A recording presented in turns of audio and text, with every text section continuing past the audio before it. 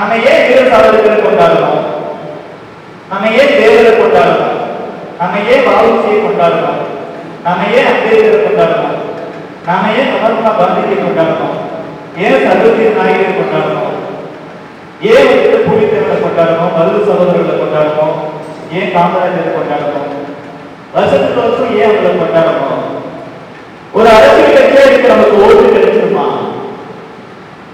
ஓட்டு மட்டுமே மனசுல வச்சுக்கிட்டு வேலை செஞ்சால் வந்த அரசியல் கட்சிகள் காங்கிரஸ், திமுக ஓட்டுக்காக மட்டுமல்ல உணர்வுக்காக வேலை செஞ்சா அது பாஜக. அடிக்கடி சொல்றது பாரதிய ஜனதா கட்சி ஒரு சாதாரண அரசியல் கட்சி மட்டுமல்ல. 2600 அரசியல் கட்சிகள் இந்தியாவில் இருக்கின்றன. பாரதிய ஜனதா கட்சி ஒரு அரசியல் கட்சி தான், நோ டவுட். ஆனா மற்ற கட்சிகள் தான் வெறும் அரசியல் கட்சிகள். ஆனா பாரதிய ஜனதா கட்சி அரசியல் கட்சியை தாண்டி ஒரு தேசிய இயக்கம்.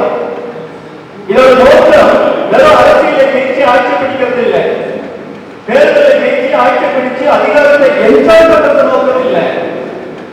தேர்தல் நின்று அதிகாரத்தை பிடிக்கிறது கூட இந்த தேசத்தை கட்டமைக்கிறதுக்காக நமக்கு பல்வேறு திட்டங்கள் இருக்கிறது. அதுல ஒண்ணு. அப்போ ஒரு தேசிய இயக்கம் நம்ம தொடர்ந்து காஷ்மீர்ல இருந்து கன்னியாகுமரி வரை இருக்கக்கூடிய எல்லா மக்கள் மனதிலையும் தொடர்ந்து அந்த தேசபக்தியை நம்ம பேசிக்கிட்டே இருக்கணும். ஏன் பேசிக்கிட்டே இருக்கணும்? பேசுறதுனா என்ன ஆகும்?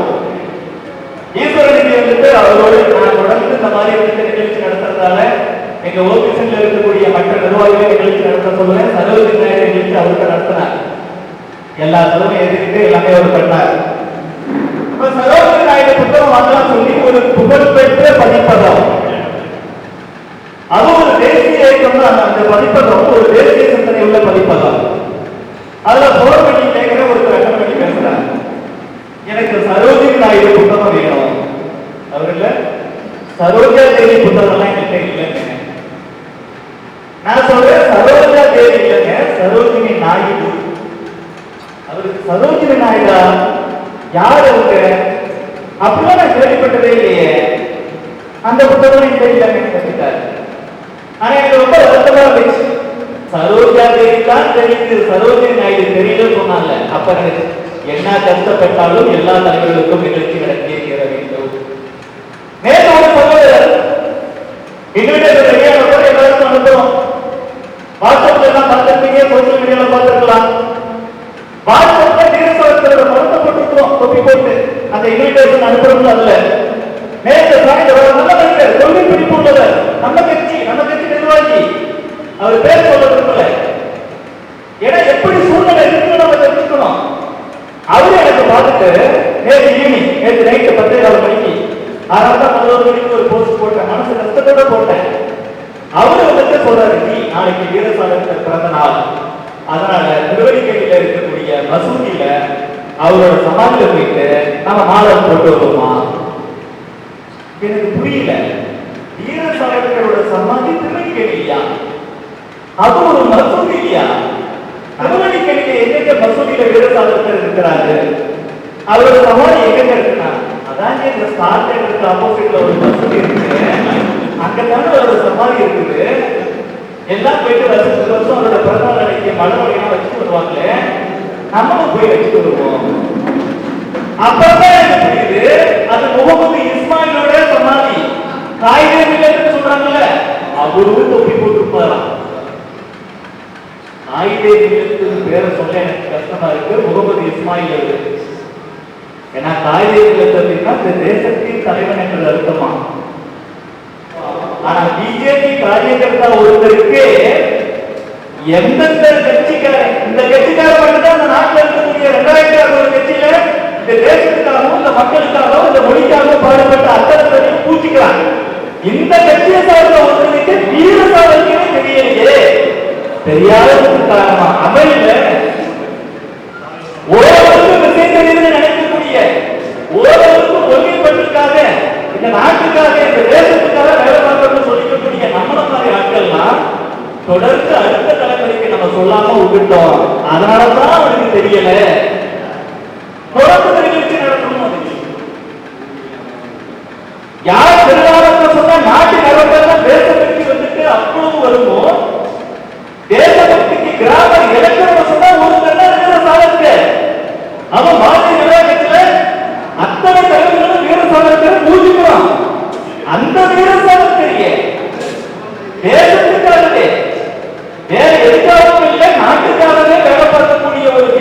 காரியம் இருக்கிறதுக்கே வீர சாவர்கர் தெரியலனா 2K கிட்ஸ்க்கு எப்படி தெரியும்? எப்ப பார்த்தாலும் சினிமா, அது சினிமா டைரக்டர் இருக்கிறார், இந்த சினிமாவும் பார்க்கறது இல்ல. அதெல்லாம் வந்துட்டு என்னமோ கொரியன் சீரியல் பார்க்க ஆரம்பிச்சான். கொரியன் சீரியல்லாம் அவன் மியூசிக்கே இளையராஜா யாரும் வரணும் யார் அவங்களாம் கேட்கறான். அந்த போயிட்டான். கிரிக்கெட் சிஎஸ்கே பைத்தியமா அவனுக்குலாம் எப்படி வந்து தெரியும்? இப்ப முதல்ல நம்ம கட்சி சார்ந்தவர்கள் சொல்லுவோம், தேசிய தலைவர்களை பத்தி யாரெல்லாம் யோசிக்கிறாங்களோ அவங்களுக்கு கொண்டு போய் சேர்ப்போம். கொஞ்சம் கொஞ்சமா நாடு முழுவதும் இருக்கக்கூடிய எல்லாருக்கும் இந்த நல்ல விஷயங்களை போய் சேரட்டும் அப்படிங்கிறதுக்காக தான் இந்த நிகழ்ச்சியை நம்ம தொடக்கம் நடத்தி வரோம். பாரதிய ஜனதா கட்சி வெறும் அரசியல் கட்சியாக மட்டும் இருந்திருந்தால் இதை செய்ய வேண்டிய அவசியம் இல்லை. ஏன்னா வீர சாவர்கர் பத்தி இங்க பேசி நமக்கு ஒரு ஒன்று வர போறதில்லை. பாரதிய ஜனதா கட்சி அரசியல் கட்சி மட்டுமல்ல, அது ஒரு தேசிய இயக்கம். இந்த தேசியத்தை எல்லா வகையிலும் கட்டமைப்பதற்காக நேஷனல் பில்டிங் இதெல்லாம் தேவைப்படுகிறது. அதனாலதான் பாரதிய ஜனதா கட்சியை சார்ந்த நிர்வாகிகள் இது போன்ற நிகழ்ச்சிகளை தொடர்ந்து நடத்தி கொண்டு வருகிறோம். ஒரு தடவை இல்லை, நான் முதல்ல தேவரை பற்றி நடத்தும் போது இவர் தேவருங்க, அதனாலதான் வந்துட்டு இவர் தேவருக்கு நடத்துறாரு அப்படின்னு சொன்னாங்க. தேவர் இல்லைன்னா அசுரர். அப்புறமா கொஞ்சம் கொஞ்சமா மாதிரி அம்பேத்கருக்கும் நம்ம நடத்தணும். நம்மை பொறுத்தளவு நாட்டுக்காகவும் மக்களுக்காகவும் உழைத்தவர்கள் தேசிய தலைவர்கள், அவர்களை நாம் ஜாதிய தலைவராக ஒருபோதும் கருத மாட்டோம். வீர சாவர்கர் ஒருத்தன், அந்த அம்பேத்கர் அவர்களும் ஒருத்தன். இந்த தேசத்திற்காக பாடுபட்ட அத்தனை பேருமே பூஜிக்கத்தக்கவர்கள், வணங்கத்தக்கவர்கள். இதுதான் பாரதிய ஜனதா கட்சியின் கொள்கை. அரசியல் தானே செய்கிறோம். வெறுத்தவர்கள் காமராஜரை யாரும் கொண்டாடணும், எல்லோரும் கொண்டாட வேண்டும். ஆனா நம்மளை விட இந்த காங்கிரஸ் கட்சிக்கார கூடுதலா கொண்டாடி இருக்கணும். ஆனா கொஞ்சம் எவனுமே கொண்டாடல.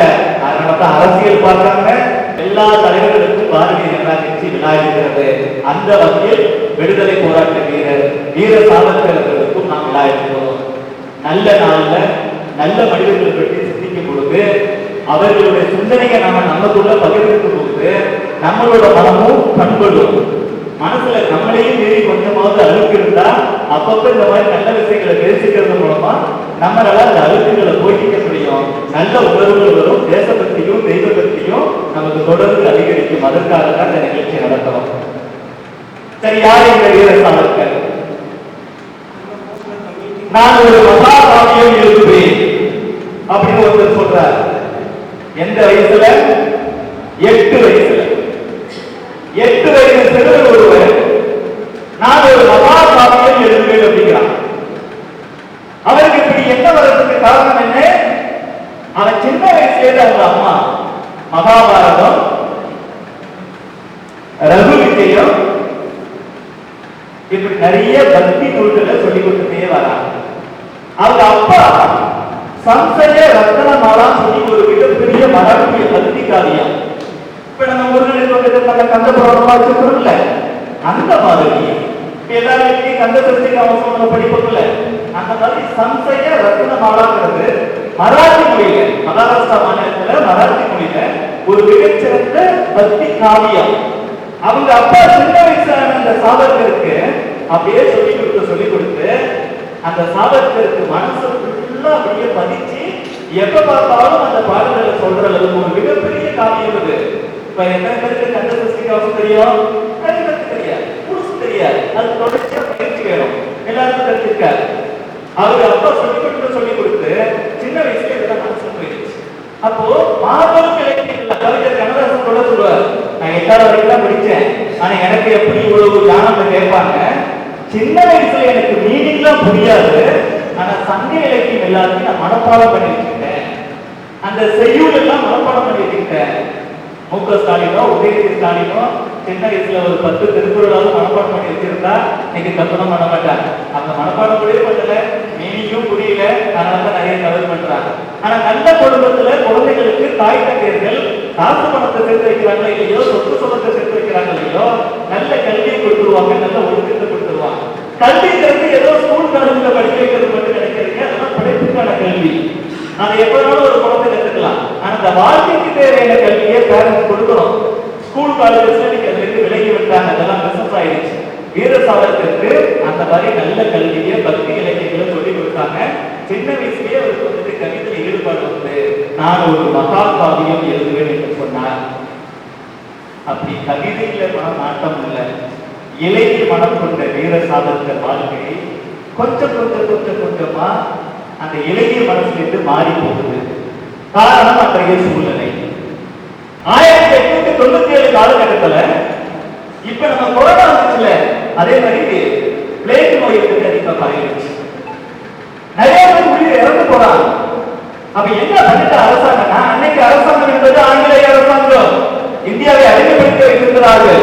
அவன் என்ன செஞ்சுட்டாங்கன்னா, யாராச்சும் ஒரு வீட்டுல யாருக்காச்சும் பிளேக் நோய் வந்து அவர் தவிர்க்கிட்டாருன்னா அந்த வீட்டுல உள்ள எல்லா தினத்தையும் அடிச்சு உடைக்கிறது, வீட்டை கொடுத்து விடுறது, வீட்டுல உள்ளவங்க விரைக்கிச்சு வெளில போகணும் விரட்டுறது, இப்படியே வேலை பண்ணிட்டு இருந்தாங்க. மக்கள் அவ்வளவு கஷ்டப்பட்டாங்க. ஆங்கிலேய அரசாங்கம் அந்த கஷ்டத்தை, அந்த நோயை போக்குவதற்கு எந்த ஒரு உருப்படியான முயற்சி பண்ணாம மக்களை ரொம்ப கொடுமைப்படுத்தினாங்க. நிர்வாகத்தை செயலிழந்து போச்சு. அங்க பூனேல ராணிக்கு ஒரு அதிகாரி இருந்தான், அவ்வளவு மோசமா மக்களுக்கு எதிராக செயல்பட்டான். இதை தாக்க முடியாம 2 பேர் அண்ணன் தம்பி, அந்த 2 பேர் சேர்த்து அந்த ஆங்கிலேய அதிகாரிகளை சுட்டு கொண்டு விட்டார்கள். 2 பேர் போயிட்டாங்க. இது ஃபுல்லா பரவலா நியூஸ் வருது. அவங்களுக்கு தூக்கு தண்டனை கொடுக்குறாங்க. சபேக்கர் பிரதர்ஸ், சபேக்கர் சகோதரர்கள் சொல்லுவாங்க. அவங்க 2 பேருமே பகவத்கீதையை படித்துக் கொண்டே தூக்கு கேட்டு ஏறினார்கள். என் மக்களுக்கு மேல ஆங்கிலேய அரசாங்கம் செயல்பட்டது, அதனால் அந்த அதிகாரியை நான் சுட்டுக் கொன்றேன் அப்படின்னு சொல்லிட்டு பகவத்கீதையை படிச்சுட்டு அவங்க 2 பேரும் இத பேப்பர்ல படிச்ச வீர சாவர்கருக்கு அப்ப வயசு 14.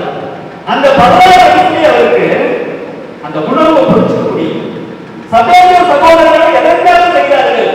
அவர்கள் கொலைக்காரர்கள் அல்ல, யாருக்கும் அவர்களுக்கு வெறுப்பு அல்ல. அவங்களோட நோக்கம் மக்கள் இவ்வளவு நோயால பாதிக்கப்பட்டு கஷ்டப்படும் போது நோய்வாய்ப்பட்ட மக்களை காப்பாற்றுறதுக்கு ஆங்கிலேய அரசாங்கம் முயற்சி செய்யாம, அதற்கான நடவடிக்கைகளை மேற்கொள்ளாம, நீ இந்த மாதிரி அவங்களை கொடுமைப்படுத்துகிறான், எதுவுமே செய்யாம இருந்தா கூட பரவாயில்ல, பாதிக்கப்பட்டவர்களை இந்த மாதிரி கொடுமைப்படுத்துறீங்கன்னு சொல்லி அவங்க சுட்டிருக்கிறாங்க. நியாயம். அவங்க ஒரு மிகப்பெரிய லட்சியத்திற்காக செஞ்சிருக்கிறாங்க. இப்போ நம்ம அரசாங்கம் இருந்திருந்தா இந்த மாதிரி செய்யுமா?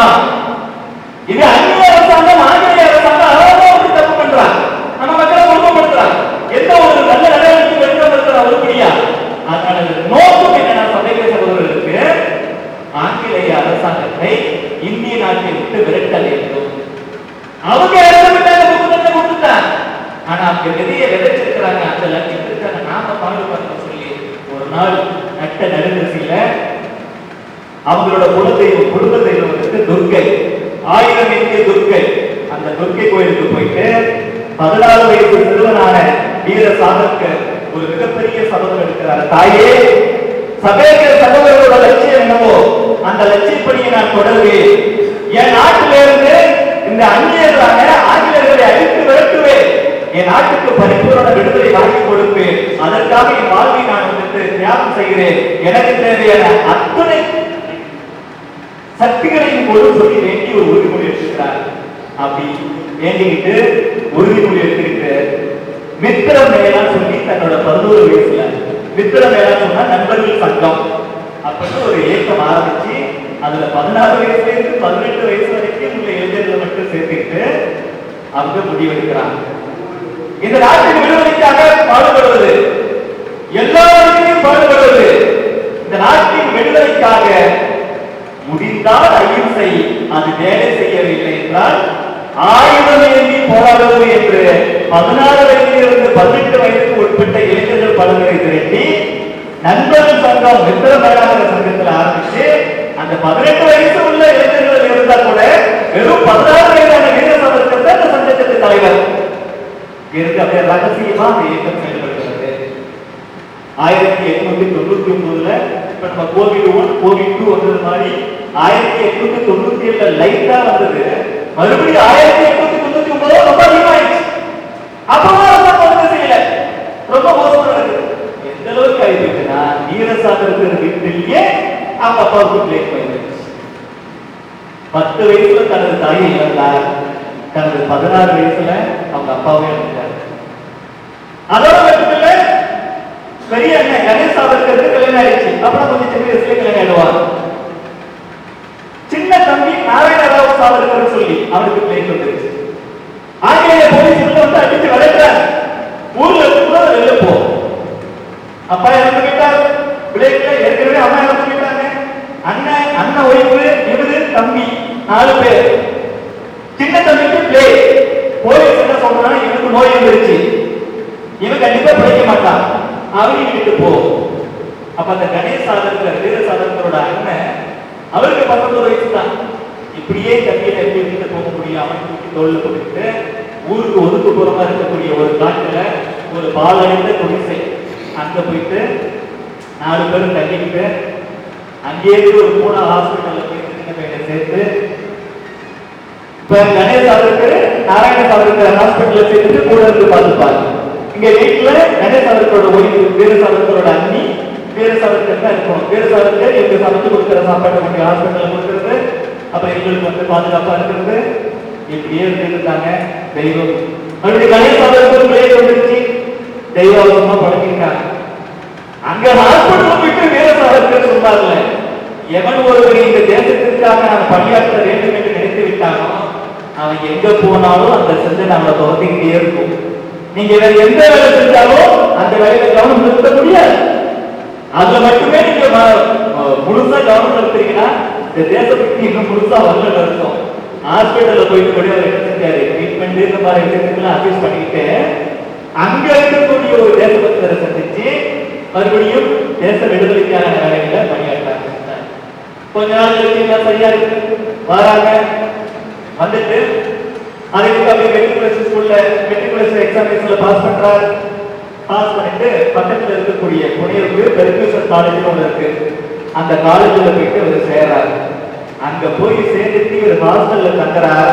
அந்த ஹாஸ்டல்ல இவர் தங்கியிருக்கிற ரூமுக்கு பேரு சாவர்கர் கேம்ப்.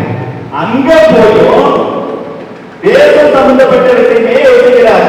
மாணவர்களுக்கு தேசபக்தியை இந்து எழுச்சியை உண்டு பண்றார். நல்லா வந்துட்டு அந்த அளவுக்கு ஃபேமஸா வராங்க. அரசாங்கம் மோப்பம் பிடிக்குது, அதனால காலேஜ் பிரின்சிபல் கொஞ்சம் இவருக்கு மேல கோவப்படுறாங்க. ஆனாலும் கூட இந்த ஒழுங்கினமே இந்த வேலையில் ஈடுபடுறதில்லை. வன்முறைகளை வெளியில காலத்துல எந்த பிரச்சனையும் கிடையாது. அது இல்லாம ஸ்டடிஸுக்கு கொஞ்சம் கூட குறைக்கிறது இல்லை. நல்லா படிக்கிறதுனால இவங்களோட மேனேஜ்மெண்டால ஒன்றும் பண்ண முடியல. நல்லாவும் படிக்கிறாங்க, தேசபக்தி சம்பந்தப்பட்ட விஷயங்களையும் ஈடுபடுறாங்க. அதே காலகட்டத்துல பால கங்காதர் திலக் தலைமையில நாடு முழுவதும் ஒரு மிகப்பெரிய எழுச்சி வருது. சுதேசி பிரச்சாரம் நடக்குது. அந்நிய பொருட்களை எல்லாத்தையும் கொடுக்கணும், அந்நிய பொருட்களை பற்றி நிராகரிக்கணும். இந்த சுதேசி பிரச்சாரத்துல கவனிக்கிற வீர சாவர்கர் அப்ப எல்லாரும் கூடி அந்நிய பொருட்களை நம்ம வேணாம் சொல்றோம், புறக்கணிக்கிறோம். பட் அப்படியே இருக்கக்கூடாது. ஆங்கிலேயருக்கு வந்துட்டு கோபம் வர்றதுக்கு இன்னும் பெருசா ஏதாச்சும் பணம் சொல்லும் போது கேட்கிறாங்க. அப்படின்னா வீர சாவர்கர் சொல்றாரு, சாதாரணமா புறக்கணிக்கிறது மட்டும் இல்ல, தூக்கி போட்டு கொடுக்கணும்னு சொல்றாங்க. அப்ப கொஞ்சம் பேர் என்ன செய்யறாங்கன்னா, கொடுக்கறதுக்கு எத்தனை பேர் கொடுப்பாங்க, வேணும்னா ஒரு வண்டி இருக்கு, இந்த மாட்டு வண்டி இருக்குல்ல, அதுல அரை வண்டி அளவுக்கு நீங்க இந்த அந்நிய துணிகளை உங்களால சேகரிக்க முடியும்னா அப்புறமா நம்ம கொடுக்கறதுக்கு யோசிக்கலாம். உங்களால முடியுமான்னு கேட்கும் போது 17 வயசு வீர சாவர்கர் என்னால முடியும் சொல்லி மறுபடியும் மாணவர்களுக்கான 2 கூட்டங்களை நடத்துகிறார். அந்த கூட்டத்துல ஆங்கிலேயர்களை அழித்து விரட்ட வேண்டும், அதற்கு பொருளாதாரத்தை கையளிக்கணும், முதல்ல அது தயாரிக்கிற துணிகளை நம்ம பயன்படுத்தக்கூடாது. பேச பேச பேச அப்பதான் உண்மையில பத்தமையில தொகுதி போட்டிருப்பாங்க. ஒரு மேல்கோட்டு இன்னும் கூட ராத்திரிக்கால பார்த்தாலும் மேல்கோட்டோடு இருக்கும், மோடி கோட்டு சொல்றோம்ல, அந்த மாதிரி கோட்டு இருக்கும். ஒண்ணு ஒன்னா கட்டி போட ஆரம்பிச்சு பார்த்தோம்னா ஒரு வண்டி அளவுக்கு இந்த துணி எல்லாம் வந்துருச்சு. அதை என்ன செய்யறாங்கன்னா மாட்டு வண்டியில வச்சு ஊர்வலமா எடுத்து ஒரு காட்டு பகுதிக்கு போய் அந்த காட்டு பகுதியில போட்டு மாணவர்கள் என்ன சேர்ந்து ஒழுக்கி விடுறாங்க. நாடு முழுவதும் மிகப்பெரிய செய்தியாகிறது. மும்பையில இருக்கக்கூடிய பாலகங்காதர் திலக் இதை கேள்விப்பட்டு எங்கே இதை தூக்கி போட்டு கொடுக்குறாங்களோ அந்த இடத்துக்கு அவரே வந்தார். அதனால அதே நேரத்தில் வீர சாவர்கர் என்ன சொல்றாருன்னா, இங்க நம்ம கொடுத்துக்கிட்டு இருக்கிறோம்ல, இதை சுற்றி மாணவர்கள் எல்லாம் சேர்ந்து இந்த விதேசி பொருட்களை புறக்கணிப்போம் என்று சொல்லி மிகப்பெரிய கூட்டம் நடத்துவோம். நானும் மூலையை சுற்றி நின்று எல்லாரும் பேசணும்னு சொல்லும் போது பாலகங்காதர் திலக் அங்க வந்துட்டு இல்ல கொடுக்கிறது கொடுக்கிறது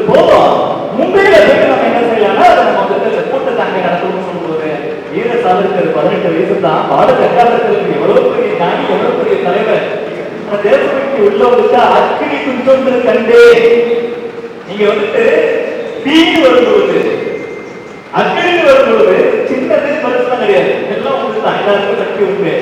அவரு சொல்றாரு கூட்டத்தை அங்க போய் நடத்தணும்னா இவ்வளவு தூரம் எடுத்து வந்துட்டு காட்டு போட்டு கொடுக்கணும். இங்க நம்ம கூட்டத்தை நடத்தணும் மட்டும்தான் இது ஒரு மிகப்பெரிய எழுச்சி உண்டாகும். இங்க இருக்கிறவங்க எல்லாம் மாணவர்கள் அவங்க எழுச்சி வந்துருச்சுன்னா தேசம் முழுவதும் எழுச்சி வந்ததுக்காக இவர் சொன்ன உடனே அவர் ஒதுக்கிட்டார். சரி பரவாயில்ல சொல்லி அங்க தூக்கி போட்டு கொடுக்குறாங்க. இந்திய அரசியல் வரலாற்றிலேயே முதலாக விதேசி பொருட்களை அந்நிய துணிகளை எரித்த பெருமை வீர சாவர்கரையே சாரும். இது கேள்விப்பட்டு காலேஜில் பிரச்சனையாது. காலேஜ் மேனேஜ்மெண்ட் பயப்படும் இல்ல, அன்னையிலிருந்து வரைக்கும் மேனேஜ்மெண்ட் தான் பயப்படும். பிசினஸ் இல்லையா? அவங்க என்ன சொல்றாங்கன்னா வீர சாவர்கரை நேரடியா விட்டு தண்டிக்க முடியாது. ஆனாலும் கொஞ்சம் கொஞ்சமா என்ன செய்யறாங்க, நீங்க காலேஜ் விட்டு அவங்க காலேஜ்ல ஹாஸ்டல் விட்டு வெளியேறாங்க. ஹாஸ்டல் விட்டு வெளியேறினாலும் அவருக்கு பயமா வரும். அப்பதான் பிஏ முடிக்க போறாரு. போனேன் எக்ஸாம் வர நேரம், இந்த நேரத்துல வெளியேறாங்க, எக்ஸாமுக்கு ஃபீஸ் எல்லாம் கட்டியாச்சு, எங்க டிகிரி கிடைக்காம போகுதோ அப்படின்னு ஒரு பயம். இவர் வெளியேற்றின உடனே பால கங்காதர தலைவர் சுதேஷ் ஒரு பத்திரிகை நடத்தினாரு.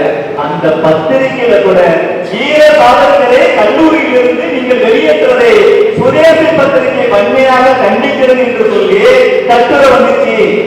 18 வயது இளைஞருக்கு பால கங்காதர தலைவர் ஆதரவாக பத்திரிகை எழுதுறார். அன்னைக்கு நாடு முழுவதும் மிதவாதிகள் புரட்சியாளர்கள், நிறைய பேர் மிதவாதிகள் தீவிரவாதிகள் சொல்லுவாங்க. தீவிரவாதிகள் வார்த்தையை பயன்படுத்தக்கூடாது. தேசத்திற்காக எந்த காரியத்தை செய்தாலும் அவர் புரட்சிவாதி தீவிரவாதி அல்ல. மதத்தை கொண்டு மோசமான விஷயங்களில் ஈடுபடுவதா தீவிரவாதி பயங்கரவாதி. நம்ம ஆட்களுக்கு நம்ம தலைவருக்கு மதம் இல்லை. இந்த தேசத்தின் மேல் இருக்கக்கூடிய பற்று அந்நிய ஆட்சியை ஒழிக்கிறதுக்காக போராடுறாங்க. எல்லா புரட்சியாளர் பத்திரிகைகளும் புரட்சியாளர்களும் புரட்சிவாதிகளும் தலைவர்களும் வீர சாவர்கருக்கு ஆதரவாக நாடு முழுவதும் குரல் கொடுத்தார்கள். அந்த அளவுக்கு மறுபடியும் பரிசு வருது. பரிசை பாஸ் பண்ணிட்டார். பாஸ் பண்ணிட்டு அடுத்தது லா படிக்கணும், மும்பை போகலாம் அப்படின்னு சொல்லி மும்பைக்கு போறாரு. அங்க போய் ஒரு 5 மாசம் தான் இருந்தார். ஏற்கனவே மித்திர மேலா நண்பர்கள் சங்கம் சொல்லி ஒன்று நடத்தினார்ல, 16 வயசுல இருந்து 18 வயசுக்கு உட்பட்ட இளைஞர்கள் ஒன்று சேர்த்துக்கிட்டு நாட்டோட விடுதலைக்காக பாடுபடணும்னு சொல்லி மும்பை போயிட்டு லா படிக்க போனவர், லா படிக்கிறதுக்கு முன்னாடியே அங்க அபினவ் பாரத் சட்டம் ஏற்படுத்தினார்.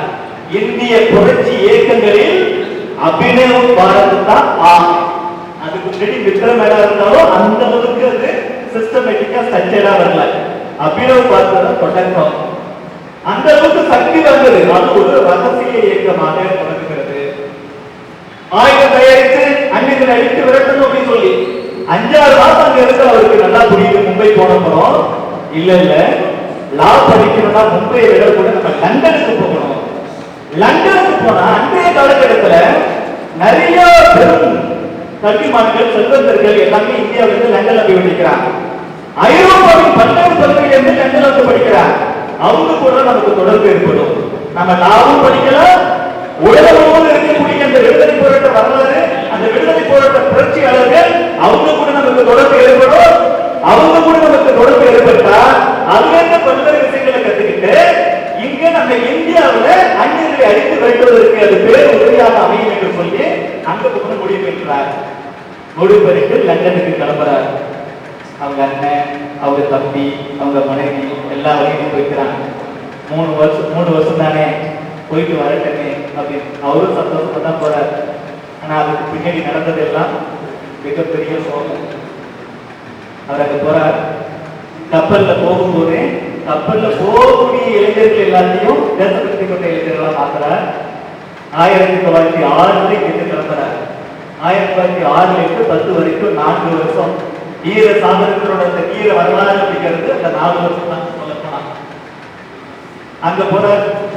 அங்க பல்வேறு விஷயங்களை நடத்துறாரு. அங்க போயும் இங்க இருந்து அபினவ் பாரத் ஆரம்பிச்சு லண்டன்ல ரகசிய இயக்கமா வெடிகுண்டு தயாரிக்கிறது. வெடிகுண்டு தயாரிக்கிறது எப்படி சொல்லி அந்த சிஸ்டத்தை கத்துக்கிட்டு அந்த டெக்னிக்கை கத்துக்கிட்டு அந்த வித்தைகளெல்லாம் இந்தியாவில் இருக்கக்கூடிய அந்த விடுதலை போராட்ட வீரர்கள் இருக்கிறாங்கல்ல, ஆயுதம் விடுதலை போராட்டத்துக்காக பாடுபடக்கூடியவர்கள் அவங்களுக்கு சொல்லிக் கொடுக்கிறது. போன 4 மாசத்திலேயே என்ன செஞ்சிட்டாருன்னா, இத்தாலிக்கு ஒரு மிகப்பெரிய விடுதலை போராட்ட வீரர் இருந்தான் மார்கின்னு சொல்லி. அவர்களோட சுய வரலாறு அது இத்தாலிய மொழியில் எழுதப்பட்டது. நமக்கு இத்தாலியிலிருந்து ஒரே ஒரு நல்ல விஷயம் நடந்துச்சுன்னா அது மாஜிரி மட்டும்தான். இப்ப இருக்கிற இத்தாலி ஆச்சரி நல்லது இல்லை, அது பிரச்சனை பண்ணிட்டு இருக்கு. அவர் என்ன செஞ்சாருன்னா அந்த மாஜிரியோட சுய வரலாறு அப்படியே டிரான்ஸ்லேட் பண்ணி மராத்தியில அதுக்கு ஒரு முன்னுரையும் எழுதி அனுப்பிட்டாங்க. அது ஃபுல்லா மராத்தி மாநிலம் முழுவதும் மிகப்பெரிய வரவேற்பு. நம்ம நாட்டுல அறநூல்கள் இருக்குல்ல, இப்ப மகாபாரதம், ராமாயணம், பகவத்கீதை, தேவாரம், திருவாசகம், இதெல்லாம் என்ன செய்றாங்கன்னா பல்லக்குல வச்சு வண்டியில வச்சு ஊர்வலமா எடுத்துட்டு போறது வழக்கம் உண்டு பாரத நாட்டு கலாச்சாரத்துல. எப்படி அறநூல்களை வண்டியில வச்சு ஊர்வலமா எடுத்துட்டு போவாங்களோ அதே போல வீர சாவர்கர் மொழிபெயர்ந்த இத்தாலியோட புரட்சி வீரன் மாதிரியோட சுய வரலாறு அப்படியே வண்டியில வச்சு மகாராஷ்டிரா முழுவதும் பல்லாயிரக்கணக்கான மக்கள் ஒன்று கூடி ஊர்வலமா எடுத்துட்டு போனாங்க.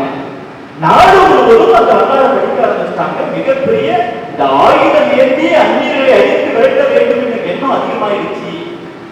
6 மாசத்துல அந்த வேலை செஞ்சுட்டாரு.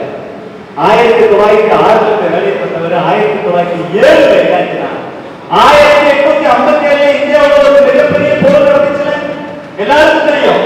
1857 அந்த இங்கிலீஷ்காரர் என்ன செஞ்சுட்டாங்கன்னா நம்ம நாட்டுல ராணுவம், பல்வேறு அரசர்கள், மகாராணிகள், மக்கள் எல்லாரும் சேர்ந்துதான் 1857 மிகப்பெரிய புரட்சி நடத்தினாங்க. ஆனா திட்டமிட்டு மன ரீதியா சைக்கலாஜிக்கலா நம்மளை சப்ரஸ் பண்றதுக்காக ஆங்கிலேயர்கள் என்ன பண்ணிட்டாங்கன்னா இது வந்துட்டு போர் கிடையாது, சிப்பாய் மியூட்டினி. இது சும்மா சாதாரண வீரர்களோட கலவரம் தான். ஒரு போருங்கிறது எவ்வளவு பெருசு, அதை போய் கலவரம் தான். இப்படியே சொல்லி சொல்லி சொல்லி நம்ம மக்கள் மனசுல சிந்தனையை மறுதளித்தான்.